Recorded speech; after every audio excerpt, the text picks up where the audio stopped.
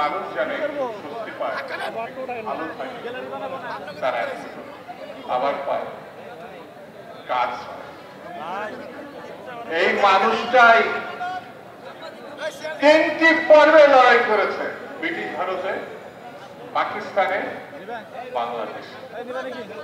পাকিস্তানের প্রথম বিরোধী দলের আওয়ামী মুসলিম লীগ, পরে যা আওয়ামী লীগ, সেটার জন্ম দিয়েছিলেন মুসলিম লীগ থেকে।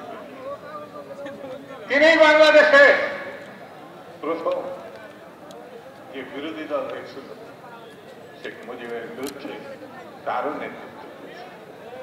তিনি ভাষা আন্দোলন 24 বছরের পাকিস্তানে গণঅভ্যুত্থান থেকে শুরু করে এমন কোন আন্দোলন ছিল না যে আন্দোলনে তিনি সক্রিয় ভূমিকা পালন করেন। তিনি আজন্ম সংসদ সদস্য অথবা প্রধানমন্ত্রী হবে, মন্ত্রী হবে, তিনি নিজে এটা কখনো ভাবেন।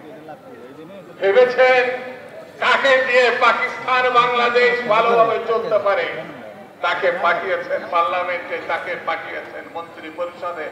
তার কাছ থেকে বাংলাদেশের মানুষের যেন উপকার হয়, ভালো হয়, এই প্রত্যাশা। সেটা যখন পূরণ হয় নাই, তিনি গর্জে উঠেছেন, খামোশ বলে সরকারকে হুঁশিয়ারি দিয়েছেন। সেই মৌলানাই আমাদের নেতা, সেই মৌলানাই আমাদের মানুষকে উজ্জীবিত করার যে মহান উদ্যোগ, সেটা শিখিয়েছেন। এই জন্য তো আমাদের নেতা। আমরা দেখে যুগ শ্রেষ্ঠ না,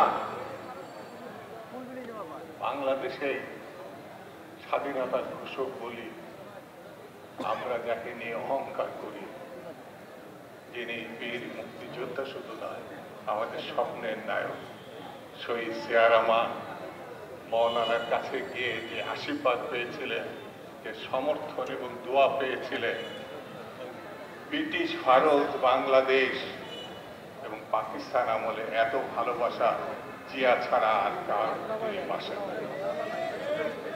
তিনি অনুপ্রেরণা পেয়েছিলেন, সমর্থন পেয়ে বলেছিলেন মৌলানা ভাসানী, যাও একটা দল, সেই দলের নামই হচ্ছে বাংলাদেশ জাতীয়তাবাদী দল। সেই বিএনপির জন্য হাজার হাজার লাখে লাখে মানুষ কষ্ট স্বীকার করেছে, জেলে গেছে। এমন কোন নির্যাতন ভোগ করে না, এমন কোন কর্মী সমর্থক নাই ঢাকা থেকে একেবারে গ্রাম পর্যায়ে তার মামলা নাই। কিসের জন্য?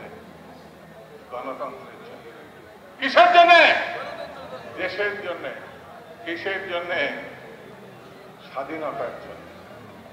আর এখন আমরা নির্বাচনের আহ্বান জানালে কেউ কেউ বলে নাকি শুধু একটি দলকে ক্ষমতায় যাওয়ার জন্য নাকি গণঅভ্যুত্থান হয়।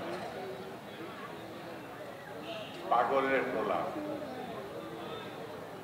16, 17, 18 বছর ধরে এই দেশে জনাব তারেক রহমান বিএনপিকে সংগঠিত করছেন, বেগম জিয়া রাজপথে আন্দোলন করছে। কিসের জন্য?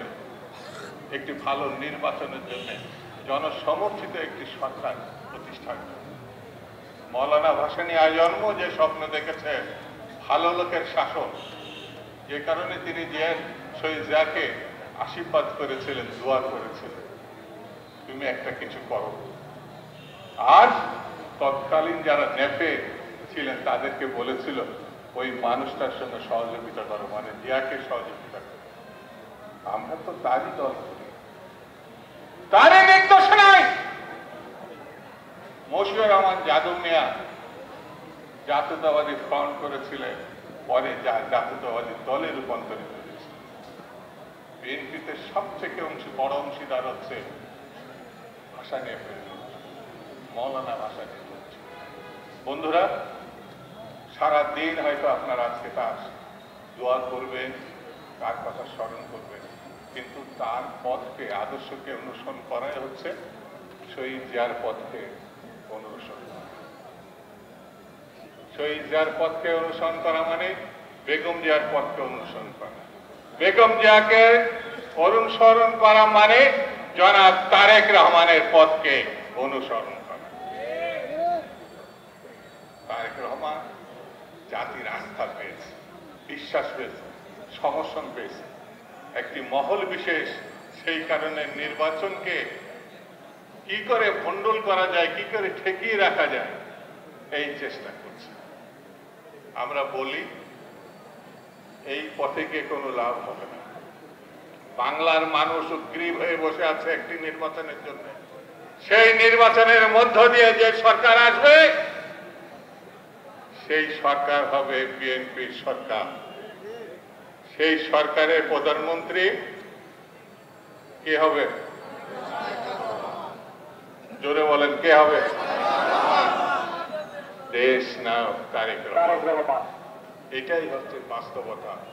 আমরা সেটি ভোটের মাধ্যমে করতে চাই। বিএনপি ভোটের মাধ্যমে মীমাংসা পেতে চায় এবং বিএনপি সরকার আসলে বেকার ছেলেটি চাকরি পাবে। এটা আমাদের নেতা জনাব তারেক রহমান স্পষ্ট করে বলেছেন। কত কোটি মানুষকে কত দিনের মধ্যে তিনি চাকরির ব্যবস্থা করবেন, এটা জাতির সামনে ইতিমধ্যে তিনি বলেছেন। তিনি বলেছেন গণভোটের থেকেও বেশি প্রয়োজন যারা কৃষক, আলু ব্যবসায়ী বা অন্য কোনো ব্যবসায়ী, সেই কৃষকের স্বার্থ দেখা বড় বেশি জরুরি। এদেশের খেটে খাওয়া মানুষের নেতা মৌলানা ভাসানী যেমন চিন্তা করতেন, ঠিক তেমনি তারেক রহমান আজকে সেই ভাবনার রাজনীতিটাকে সামনে এনেছেন। সেই জন্যে প্রিয় বন্ধুরা, মৌলানা ভাসানী, বিএনপি, তারেক রহমান, বেগম জিয়া, সেই জিয়া রহমান একাকার হয়ে গেছে। যেই মৌলানা ভাসানীর মানুষ সেই বিএনপির মানুষ, সেই বিএনপির মানুষ স্বাধীনতার মানুষ, সেই গণতন্ত্রের মানুষ, সেই ধানের শীষের মানুষ। ঠিক কিনা?